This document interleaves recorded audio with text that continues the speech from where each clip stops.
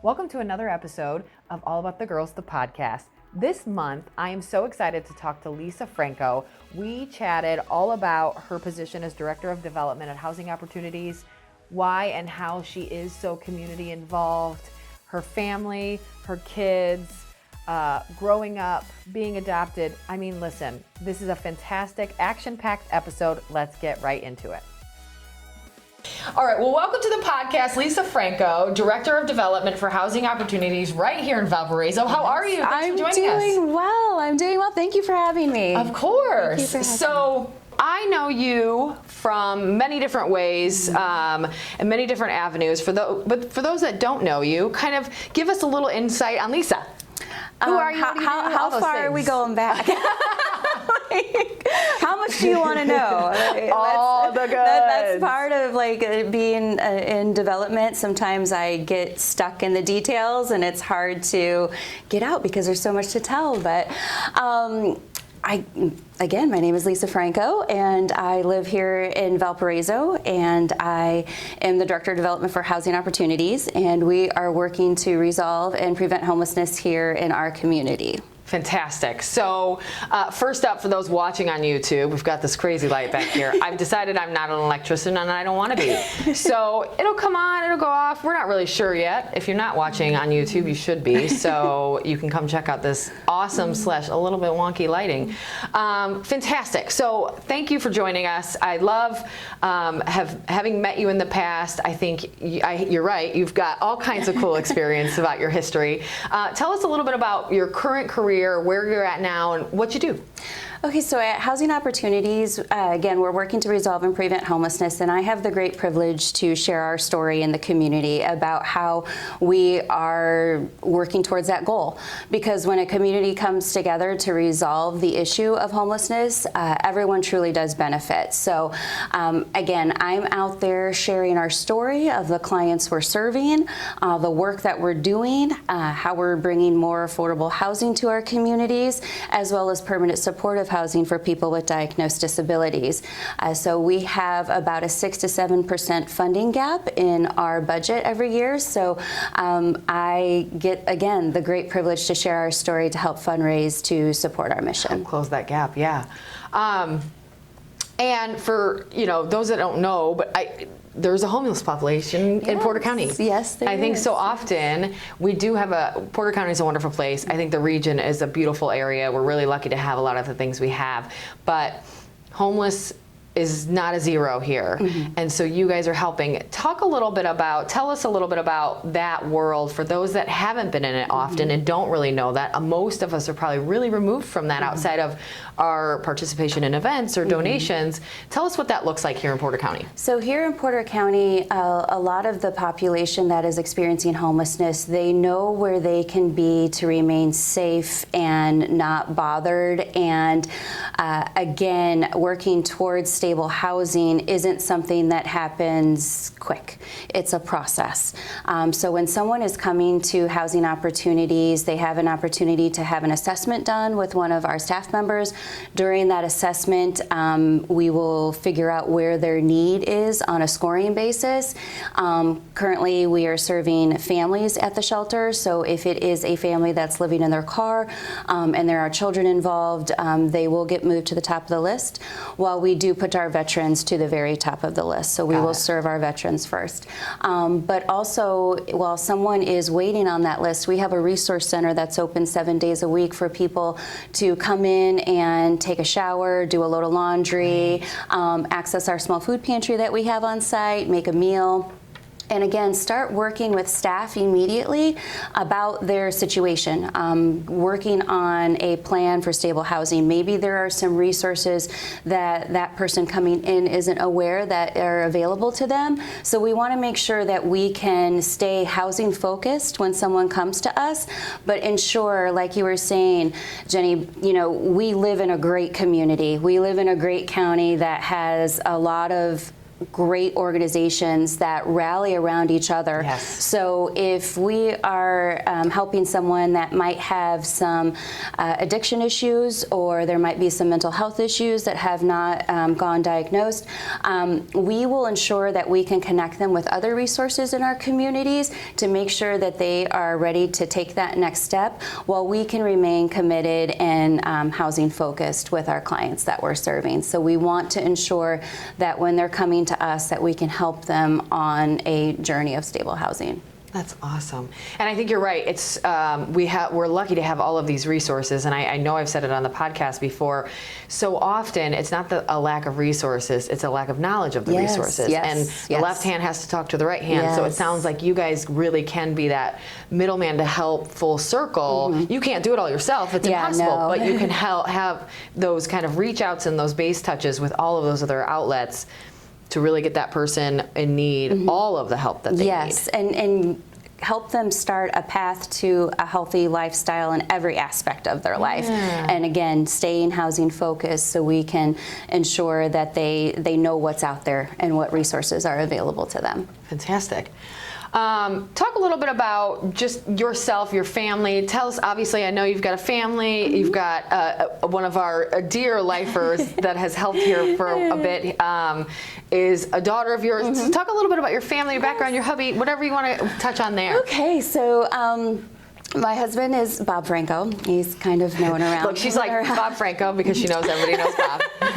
So, you know, what's unique about Bob and I is that we truly have hearts to serve, that we both work in nonprofit industries in our communities because we truly want to be able to make the community that we live in a better place. And so we truly have hearts to serve, so you can regularly see us within our own organizations that we serve, but you can also see us with other organizations volunteering.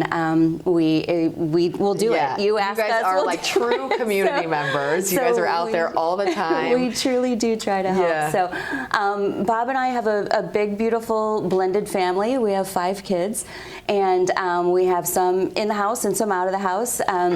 Oldest is in Nashville, Tennessee. He's in the entertainment industry and also in the video industry in Nashville, and loving what he's doing and just doing great. And then our next son is here in Valparaiso. He's working in the restaurant industry, and so he's home here, not in the home, but around home. Yes. And then we have my stepdaughter is actually a junior at Purdue University, so she's studying construction management, and she's laser focused on her track and her life, and I'm really, really proud of her. And then another daughter that was here for a little while as a lifer. I think she'll always be a lifer. Yes, she will. I think when you become a part of the Life family, you're always a part of the Life family. So she's figuring out her career life path, and I'm so grateful for the opportunity that she was given to be here and to be able to be amongst like-minded people to inspire her as well. So, and then our littlest is 11, and he is the sunshine in our days and loves anything with a sport with a ball. So we're transitioning from baseball to football right now. So he's very excited that today NFL is finally back. 5 kids plus 1 in sports. I can't even imagine. That's tough enough. But that's awesome. Yep. So there's never a dull moment in our house. We rarely get to have all 5 under the roof at one time. So when we do, we make a point of taking photos because everybody's lives, everybody's lives are moving in different directions. But that's also, as a parent, that's what you want for your kids. You want to see them healthy and happy and striving and making goals for themselves, and hoping that you are setting a good example for their lives as they're making those adult choices. I completely agree. That's fantastic. Well, and you're right. Always a lifer, Gwen. She's fantastic. I love her to pieces. And you guys, I think, from what I saw, I think you've developed some kiddos that are uber mature, very responsible, and exactly that, chasing her dreams. Yep. So I'm so glad I got to be a part of her and having her here. She was just fantastic. So women in your life, we always, in this podcast, we always talk about those women that really have impacted you. Who are those women for you, family, friends, business, doesn't matter, that have impacted you throughout your life? So for starting at home, when the first woman in my life was my mom. Little tidbit about my life, I'm adopted, and so I was grateful enough to be raised in a home with my parents that chose me, They wanted me, and so there was never a day that I didn't know my background. I was a baby when I was adopted, so I was part of the family. I didn't know anything different. Right. And so to see what my mom had went through, knowing she wanted a family, knowing the stories now as an adult, to see her be able to strive and have the family that she always wanted is incredibly inspiring to me. My mom has been a supporter of everything that I have done in my life. She has been through the good, bad, and ugly, and she's always right there, and that support will always be there, and I only hope to be able to have that and know that my kids have that in me too. So she's a great support in my life. And my dad was killed in a tragic accident 28 years ago now. And my mom's since been happily remarried for 20 now.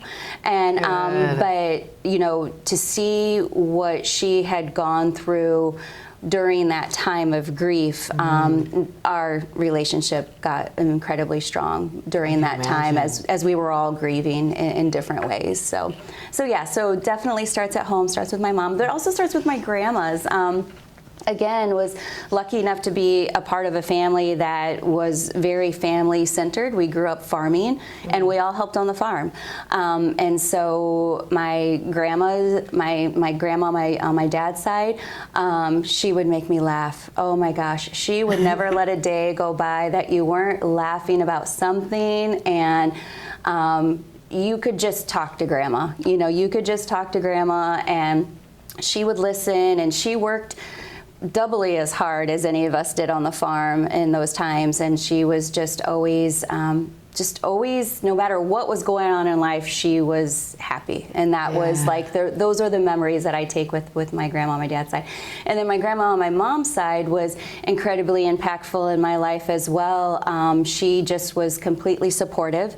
I had my oldest son when I was incredibly way too young, and my oldest really became a very special part of her life, because while I was still growing up and raising my son, my grandma kind of came alongside and was definitely incredibly supportive during that time of just being a good example in my life of a strong woman and a mom. And clearly the bond between even my oldest and her prior to her passing was incredibly close, so it's really incredible to see these relationships form as well. So definitely my grandparents, my mom, definitely.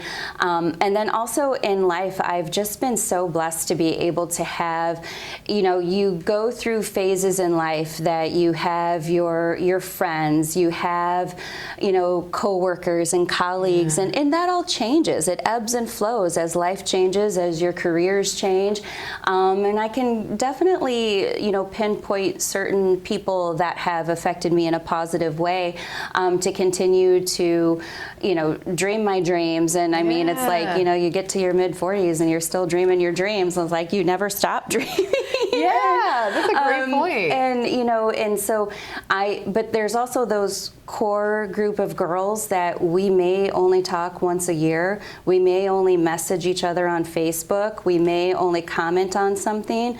But if something were happening in my life, I know the first 5 girls that I would message and be like, ladies, I need help. I can't do this on my own. What do you got for me? The ride or dies that are going to be there no matter what. Yes, and so I'm grateful for all the experiences in life. And even realizing maybe when I hadn't been a good friend in somebody's life, or even the ugly parts of like, oh wow, I was really not a nice person. We all have that. Yeah, and that's looking a great back point. and being like, well, I want to, know better and do better. And Love that. and then the ones that come around and say, you know what? Yeah, you were kind of a jerk, but you know what? I love you, and I'm going to be right here. Yeah. And and really extend an amount of grace that you never knew you could have in your life. And so I always tried to think of that as well. That's a really great point too, is all of that affects what builds us every day and who we are today versus who we are tomorrow. Yeah. And it's a really great point. I recently saw someone I hadn't seen for a long time, and she was with a friend of mine, and then of course that ended poorly, and I never knew how that relationship would be.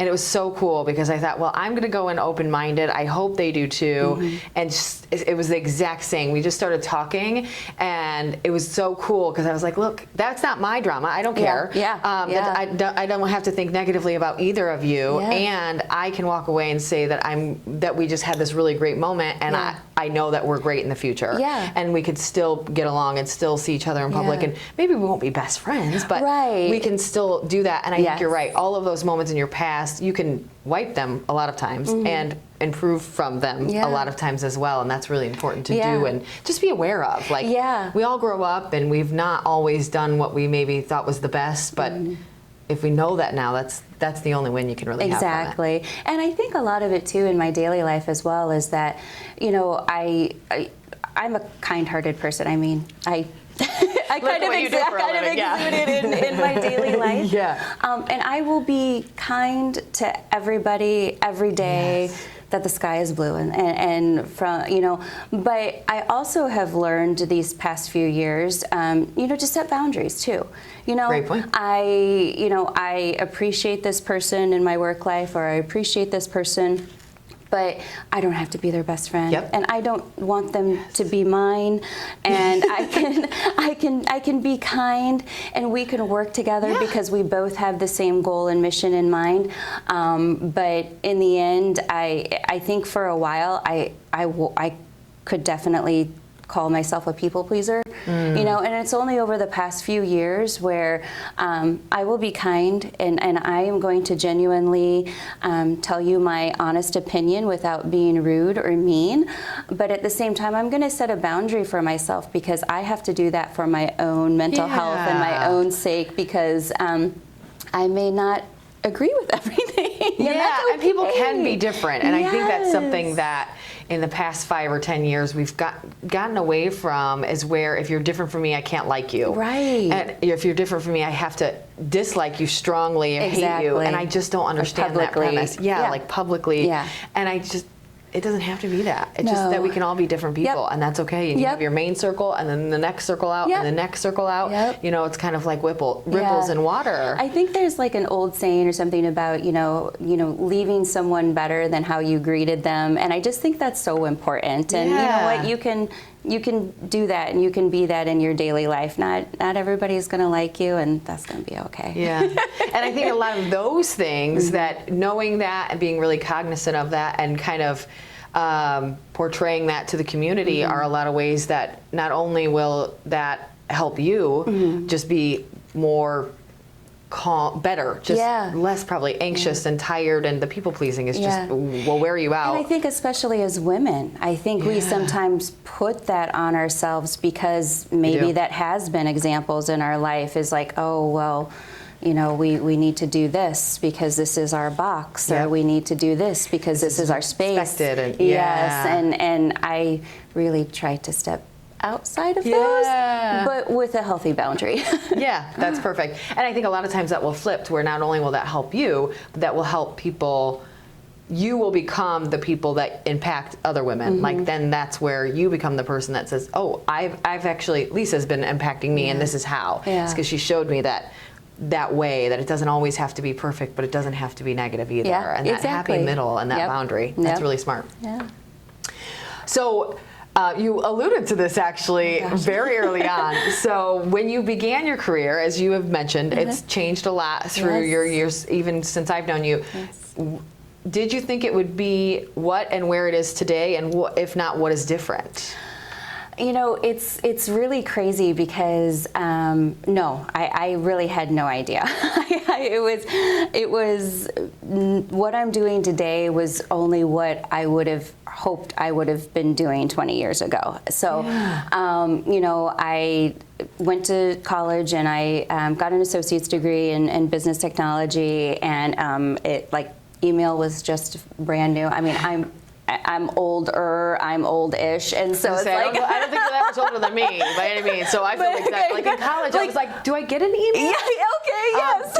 And it was like, I felt a little behind, but I was still like, no, but I don't have one. Yeah, email was still like not a thing my freshman year. So I was just like, oh, I need a what? Like, and so, how do I do mean, that? It was like I was still going to the bookstore and buying your books, and you know, so technology has changed a lot since when I graduated. And you know what? I always thought I would be in some type of marketing or sales, and I had been given some opportunities early on in my career, and I really loved it. And again, life paths change and paths cross, and you take a different path, and you really think that that's what it's going to be, and then sometimes you wind up incredibly disappointed, but you take what you can from that and you learn from it, and you know, put that into something else. And I was offered a position at a time in my life when things were really dark and ugly, and I needed an opportunity, and I was given it in kind of just an admin side at first that eventually evolved into some marketing and sales, and I was incredibly grateful for the opportunity, and things were growing, the business was growing at a rapid speed, and you know, stumbling upon some of the things during that rapid growth, you know, these small little details were starting to slip for me, and I was getting called out on it, like, hey, you know, why didn't this? And I'm like, because I can't keep it's hard. And so, you know, some trajectories had changed. Was able to, you know, really spend certain days just focusing on, you know, sales and marketing of the business, and certain days were just admin days. And so learned a lot, got connected with a lot of really great people, and people that were open to giving me opportunities that I don't know if I would have taken just on my own if I'd not had been introduced, you know. Okay.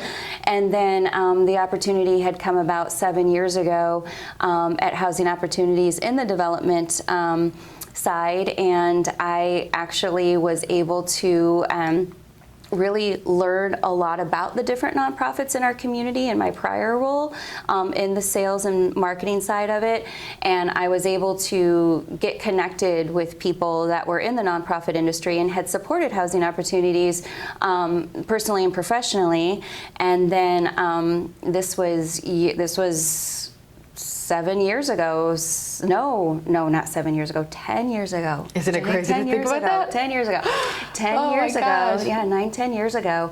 I was asked if I would be a part of a fundraising event, and I said, sure, yeah, I'll be a part of it. And always and the community person we mentioned earlier. And that is actually how Bob and I met. Really? Yes. I did not know that. How cool. So we actually both, again, were going through a lot of life things, and I'm just gonna put it out there because a lot of people know a lot. We were both asked to be models in a fashion show for Housing Opportunities. Oh my God, I love everything for the fashion show that was put on by another organization that supported the efforts of Housing Opportunities.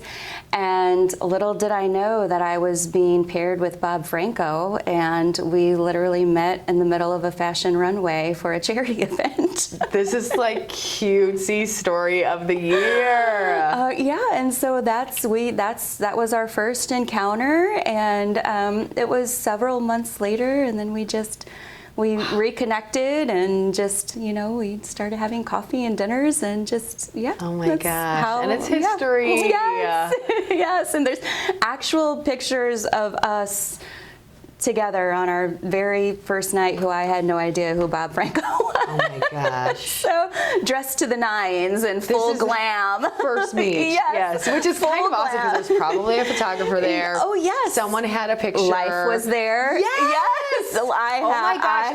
I'm going to have to see this. Oh, yes. How cute. Yes, we Life have the was pictures. There. You have the pictures. You do. This makes my heart so happy. How so, cool. Yes, so that was our first encounter. So, and was he at the VNA then, or was he? No, he wasn't. Okay. He was actually, this was again 9-10 years ago. He was actually working out of state, but he was working from home. Okay. But he had been with Porter Stark for many years. The community knew him so well. Yeah, right. yeah. And he had actually sat on the board for Housing Opportunities, and so that's why he was asked to come in to volunteer to be a male model. And he was just like, of course they asked me to be a male model. I'm literally picture him saying that. Yeah. So, but I had to wear these really, really tall heels that night, and I was kind of freaking out about going up the steps. And he was so funny. I mean, this was kind of his first line that he ever said to me. He said, if you fall, I'm going to laugh, and I'm going to laugh real hard, but I'm not going to let you fall. So it's like, okay, I don't know how to take that. It's so kind and so mean at the same time. You're like, you're going to laugh at me? Oh, but you won't let me. Oh, you're so nice. Yeah. I was mad, and then you just redeemed it. Exactly. So he's like, that's what got you. I'm like, oh, sure, yeah, okay. I'll let you think that. You can have that one. How cute. Oh, how sweet.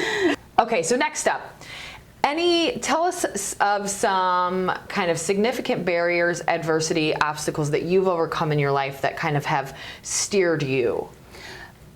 In life in general? Yeah. Okay. And kind of throughout your life, it could be when you were young, when you were older, things that have really been those big hurdles that you look at as just that, adversity and hurdles. Yeah, definitely. I mean, again, I was a very young mom. You know, that was the one I thought of too when you mentioned it earlier. I was like, okay, that's definitely something. Yeah, definitely. Again, I was blessed and fortunate enough to have the support of my friends and family around me during that time, because shortly after my son was born, that's when my dad had passed, and so that was a big turn of events for all of our lives. So much to happen so quickly. Yes, and then it wasn't shortly after that my grandparents had made a decision that since my dad was gone, they no longer wanted to farm, and so we literally on a cold January day watched our farm drive out of the driveway at my grandparents' house after an auction. And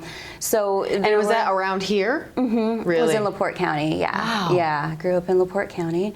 So that was a turn of events as well. Yeah. And then, just really working towards goals in my own life while caring for Michael, and that's really where my support system of my mom and my grandmas, came in to help me with that, because I wanted to go back to school, and I, was encouraged to do that, but not really, again, not 100% sure what am I going to do with this degree? What is this going to take me?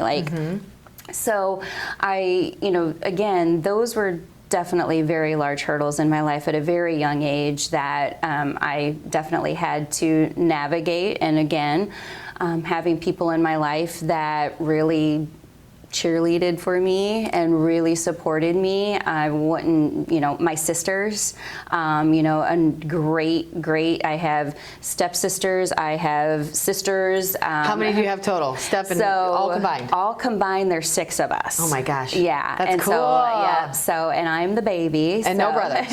Yes. There's 6 of us total. Okay, got it. So 2 brothers and 4 sisters. Okay, got it. Amazing. Yes. And so, and that's kind of another thing in our family as well, as, my mom's now been remarried for is it 20, maybe even over 20 years? Yeah. There really are no steps. Be like, this is my brother, this is my sister, and so we're all really close, and it's interesting to see all of the facets of our lives, and now our children's lives as our children are becoming adults and getting married and engaged and having babies, and life continues to go on and change. And again, having that support system and that family bond that, there's times where I may not talk to my sister for a while, but you know what? We always come back.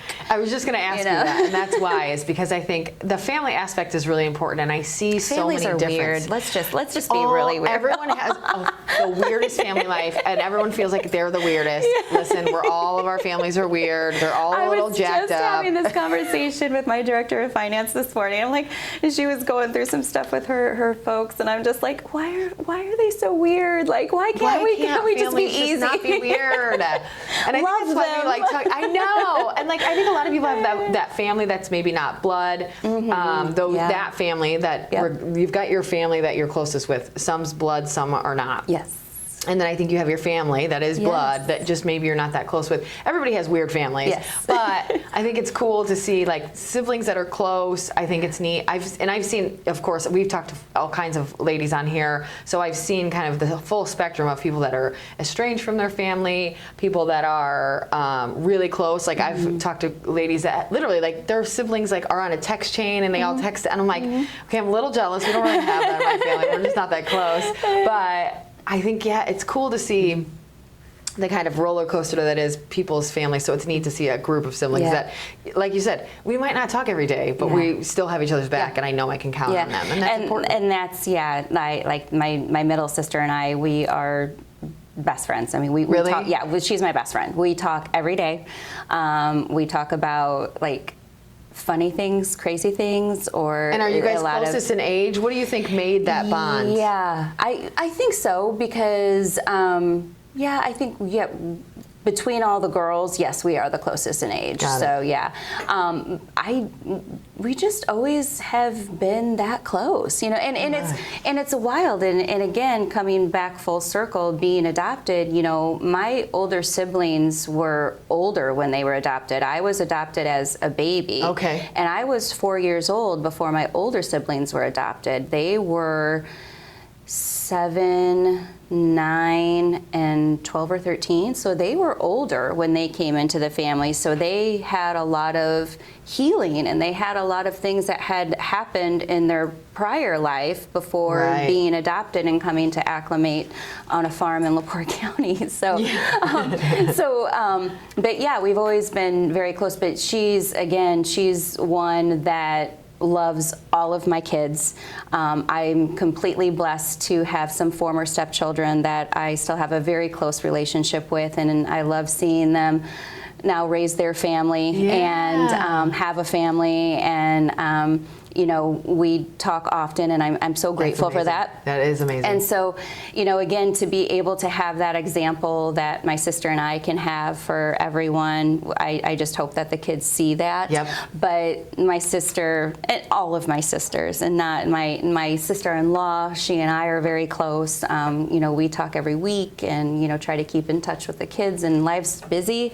But at the same time, I know any one of my sisters, they love my children and my former stepchildren. They love them all. Doesn't matter. It doesn't matter. All of them. Yeah, I could say, fantastic. hey, so-and-so needs this, can you help? Or when, where, like, let's rally, let's figure this out. Yes, because it's still family at the end of the day. It it's does the same take thing. a village. Blood, not blood, doesn't matter. Yes. It does take a village. That's incredible. So work-life relationship, you mentioned, and I definitely agree, you're very community-oriented, you and Bob both, so that kind of brings that community into your family. That might be a bit tough sometimes. I could imagine that's almost like you never can turn off. We never turn off. Yeah, okay, so that's kind of the question. Do you turn off? Do you take time to turn off? Do you never turn off, and that's okay with you? How do you balance that kind of work relationship within your regular day-to-day life? I guess I don't... And I don't know if this is healthy or unhealthy, and maybe you'll get some therapists can tell us. I don't know either. Honestly. Yeah, maybe you'll get some messages, and they'll be like, "Lisa, you okay? Turn it off." Yeah, we don't. We don't. We take our vacations. We are with our family. Right. I see you guys travel, you do all kinds of cool stuff. But I honestly, and my CEO will be the first one to say that is your choice. I don't put out an email that I'm not available. I'm available. Yeah, same. Bob's available. We, in all of our careers, I don't think we've ever turned it off. Because it just is a part of us. If somebody calls and they maybe they know of somebody that is possibly panhandling in one of our cities in the community or in the county, I'll take that call. If a donor has an opportunity to get something to us, but maybe it's perishable and it has to be there on a Sunday morning, I'll figure that out. Maybe we have some volunteers that want to come in, but they can't come in until like 7 to 9, but we can work in a shelter unit. We want to, get it ready for another family to come in. I will figure that out. Like, I am able to flex my schedule, and so does Bob. And sometimes it's last minute. It's like, hey, we got to do this tonight. We got to do what? Okay, we'll go. We'll make it work. We'll make it work. And again, it's that heart in me to serve. And even, we have a church that sets up a Thanksgiving meal every morning on Thanksgiving Day, and we set it outside and we set it up for all the shelter families and invite some of our affordable rental clients and tenants to come and make a to-go box, and they can have a Thanksgiving meal. And I do it every Thanksgiving, and I take the kids along and I get the kids involved with food pantry items, and maybe we need to move a little bit of something. Bob and I have been at shelter units painting on off days. It really is just a part of who we are. It's who you are. Yeah, exactly that. And you can see that. I think because maybe if you guys worked at banks or something, it would be different. But because you both, I don't know that you ever would because of that, honestly. I think that's why you're at where you are, is because you both have that in you to kind of help and serve, and so it just becomes a part of your life. It does. It is. It's just a part of our lives, and I'm so grateful for Bob too, because he's a saint. Because I'd be like, okay, we got to do this, and again, I'd be like, you got to do what? And I'm like, yeah, we got to do it. So, okay. You guys tend to have each other's back, I think, right? We really do. He's going to bring you to this thing, and you're going to bring him to that thing. Yeah, but we also are very well aware that our families do come first, and so if there are events or something going on and it conflicts with, something in our schedule at home, we will be flexible enough to figure it out. Okay, maybe you go at the beginning and I'll show up a little bit later. This is what we'll do. We'll figure this out. But again, it's just in our blood. It's just who we are. We can't ever turn it off. It's amazing. It's incredible. I think that not everybody can say that, and it's really admirable to see you guys putting in so much time and effort and energy. And I think you're right. Like, the flex schedules, it's cool. I'll see Bob on Facebook having a beer sometimes at like 2 o'clock, and I'm like, I'm so jealous of you. But I also know that I also see him on a Sunday morning doing a race or, helping volunteer or doing this thing out here at this place or this place. Yeah. And so you see both of you so much doing that. Like, we make it work so that we can still take our vacations, but then you're going to see me a heck of a lot on Saturdays, where you really are always on and always out there. And it's a great value to the community that you give that much. But I guess the biggest benefit is that it doesn't seem to be a negative in your guys' mind. I think that's really great. Like, if you feel like you're always just giving, and you're saying, no, it's part of our life. That's the difference that makes it something that wears on you versus something that doesn't. Yeah, and I think that's a really good point, because it has to be fulfilling. Like, if this was just like you said, if I was doing something that wasn't fulfilling to my own personal life, I think I could easily turn it off. I think I could easily put that email. And this is not saying people that do that shouldn't do that. You know what I mean? Yeah, same thing. It's kind of like you mentioned earlier, like everybody's different. Like, if you can be in a position that you like enough and doing what you like enough to be able to not turn it off and it not wear on you and it not make you mad or angsty or anything else, that is so incredible. Yeah. If somebody else doesn't have that path, that's okay. Yeah. It's just you serve the community in that way, and it's fantastic. There's so many times where Bob and I will get in the car and we're both trying to talk, text, and email, and my email's picking up his words. And I'm It's my turn. Or then You talk to first, and I'll do the second. Yeah. Or my phone will pick up the car, and you just never know. And then we pop into each other's Zoom meetings, like, hey, how's it going? Oh my God, I love it so much. We're kind of a package deal. Yeah. It's just I don't know. People may think it's sick and sad, but I think it's lovely and refreshing. It's fun. I mean, you guys are both really fun people, and so I think the combo of the two of you doesn't get less fun, obviously, and because you're both so community oriented, I think it's a bad thing, because people know you, like the community really does know you serve it, so it makes sense, and then people aren't surprised at all, and it's not, you're not PDAing all over the place. It's not like you're making out in the middle of the volunteer dinner, but you have fun just together. Watch it. Our next, I don't know who's going to be asking us to volunteer, and Jenny just put that bag in. So I swear they don't make out in public, you guys. I've never seen it. Please don't judge them. No, I'm just kidding. Okay, so I'm going to grab this little buzzer here. Okay. Because it's time for the speed round. Oh gosh. Okay, I'll do my best. I'm sweating. I'm sweating. Oh God, oh God, oh God. It's going to be fine. These are super fun. Okay. So as all the listeners know, if you've not listened, basically I've got about 8 or 10 questions here. I've never counted them. Okay. And I give you about 5 seconds to answer, or you get buzzed. Okay. There has been history of buzz for a really poor answer. But listen, it's only happened once. Don't make it twice. Okay, okay. No pressure. Sure. Oh no. Okay, would you rather go into the past and meet your ancestors, or go into the future and meet your great-great-grandchildren?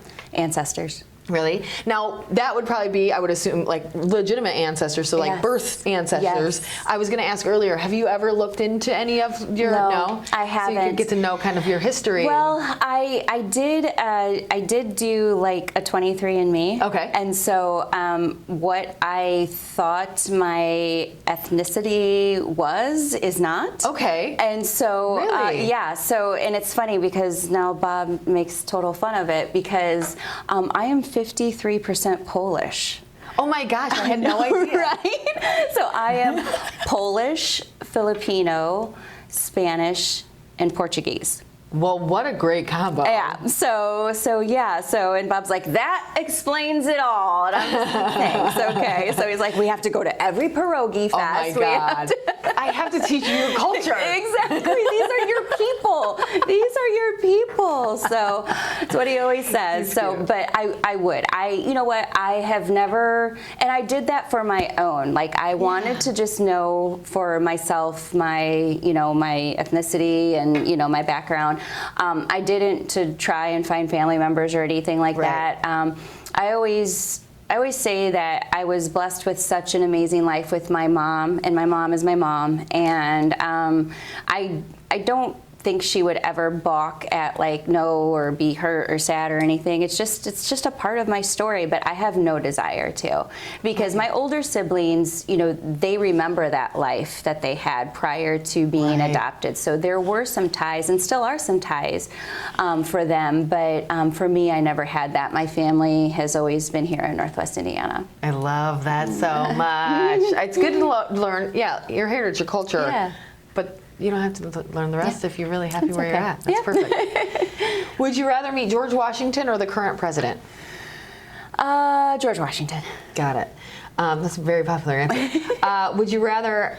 Oh, nope, I skipped one. What woman would you want to have on your side in a battle royale? Fight to the death. Who's going to be next to you? Physical fight or Viola Davis? Oh, good answer. Oh, yeah. Okay. Have you seen her lately? No. Oh, yeah. Okay. Oh, yeah. Pretty bad. I'm going to have to look up the new... Oh, yes. Listen, yes. Great answer. Would you rather everyone in the world was smarter or nicer? Ooh, smarter. That's smarter. Yeah, okay. Smarter, because they would know better to be nicer. I hope so. right? One would hope, yeah. I know. Yeah, one would hope. Or they're just smarter jerks. Yeah. I don't know. Let's hope not. Yeah. Fingers crossed. What would be the title of your biography?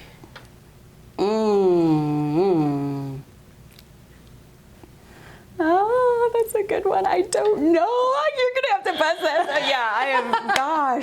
That is everyone's hardest. Yeah. It's a toughie. Yeah. I've had a couple people, I don't know if anybody's ever asked me that. It would have to be something all about the girls based, I think. I don't know if people would understand it unless they knew who I was. That would maybe get weird. But I think, it's a good one. I'm going to have to think now, too. Now I need an answer. We'll come up with an answer. We'll get back to everybody's. Future reference, we'll tell that answer later. What is your favorite month of the year and why? March, because March goes into spring. It's also my birthday month, and so that's my favorite time of year to see the seasons truly starting to change. It's a really cool season change. I love our seasons. I truly do enjoy. So many people that live here sometimes just want to get out of here, my mother included. They're snowbirds, and so can't wait. But I don't mind it. I truly, truly love, right now we're in, the summer to fall and the fall to winter, and I love seasons. I really do love seasons. That's really cool. I do.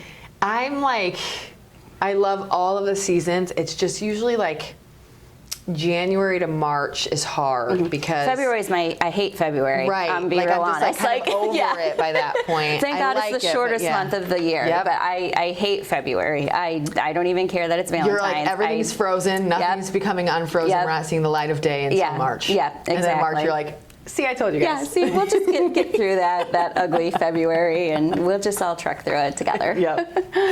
What superpower would you most want if you could choose only one? Ooh. I'd say to fly. Fly? Yeah. Good one. Would you rather make a phone call or send a text? Send a text. That's such an interesting one to me. I never know what people are going to say. I've said it a million times. I'm a phone person. Just pick up the phone and call. Mm-hmm. But then sometimes I'm like, do people not answer you though? I know. Also this.